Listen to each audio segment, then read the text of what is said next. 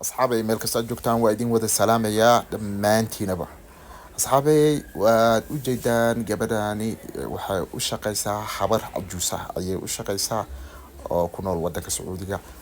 Gabadhaani waxa waaye gabar daacad iska ah shaqadeeda gudanayso oo aan maaragtay marnaba hagrasho ku jirin. Waxay ka shaqaysan la'dahay habar cajuus ah iyadoo saan u shaqaynayso oo saan daacad u ah ayay waxay u ogoleen haddana wax yar nasasho inay qaadato. waa taa aragteen habarta cajuusada wax yar ka bacdi way soo kormeeraysaa waatana oo jeedaan wax yar ka bacdi way soo fiirinaysaa inay hawl hayso in kale uma ogolo daqiiqad yar inay nasato uma ogolo wax yar ka bacdi way soo kormeertaa way fiirinaysaa haddii aragto iyadoo wax yar nasasho qaadanayso waxa leedahay maxaa dhacay maxaa u fadhisaa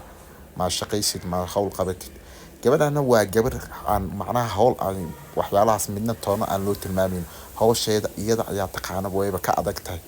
inay hawl u taalo hawsheeda way gudanaysaa waa u jeedaan hadda miiskii waxay soo qaadatay feerada oo lagu feerinayo dharka ayay soo qaadatay hawsheeda dhan markay soo dhamaysatay jikada dhexe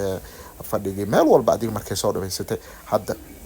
waxaa u dhiman hawshii inay dharka feerayso waatana geedana soo qaadatay waxa u yaala dhar yara u yaala dharka yara ay rabtaa inay feerayso waatana ay feereynaysaa way diyaar gareynaysaa marka waxa kaaga muuqato meesha in maaragtay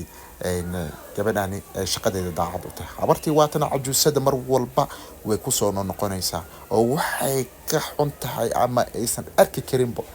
gabadhaanu meel fadhiso marnaba ma ogolo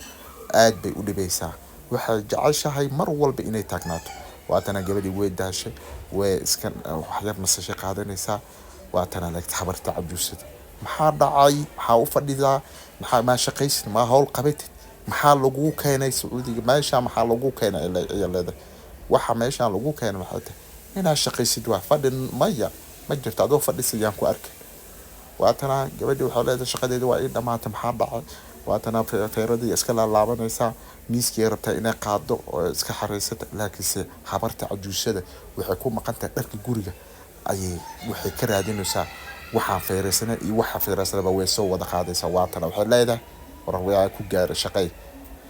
xagee waa nasanay waxaas yaan ka maqlina leedahay yaan ka maqlin waa mujiso habar cajuuso markay kugu soo aad waxaasnimo ka badato waa iska sidaan ayay dadka ula dhaqmaysaa oo aad markaa maaragtay loo shaqaynayo marka insha Allah waa idin soo deena qayb kale ayaa jirta aad u xiiso